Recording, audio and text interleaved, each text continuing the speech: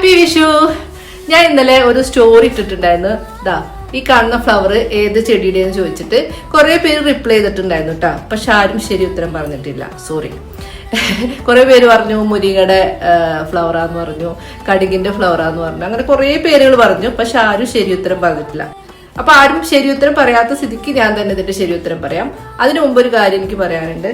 ദാ ഞാൻ എടുത്തിട്ടുള്ള ഈ സാരി ഉണ്ടല്ലോ, ഇത് ഞാൻ പെയിന്റ് ചെയ്തതാണ്. ഞാൻ ഇതിന്റെ മുന്താണ് നിങ്ങൾക്ക് ജസ്റ്റ് കാണിച്ചു തരാം.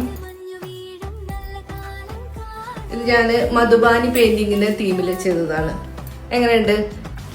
ഇതും കൂടി ഉണ്ട്. ഒരു ചെറിയ കുർത്തയിലും ഞാൻ ചെയ്തിട്ടുണ്ട്. ഇത് ഇതുപോലെ നിങ്ങളുടെ സാരി, ഷർട്ട്, മുണ്ട് ഇതിലൊക്കെ നിങ്ങൾക്ക് പെയിന്റ് ചെയ്യണമെന്നുണ്ടെങ്കിൽ എന്നെ കോൺടാക്ട് ചെയ്യാവുന്നതാണ്. ഞാൻ ചെയ്തു കൊടുക്കുന്നതായിരിക്കും. ഇനിയിപ്പോൾ നിങ്ങൾക്ക് ഫാബ്രിക് പെയിന്റ് ചെയ്യണത് എങ്ങനെയെന്ന് പഠിക്കണമെന്നുണ്ടെങ്കിൽ ഞാൻ അതിന്റെ ലെസൺസ് ഒക്കെ എൻ്റെ യൂട്യൂബ് ചാനലിൽ ഇട്ടിട്ടുണ്ട്.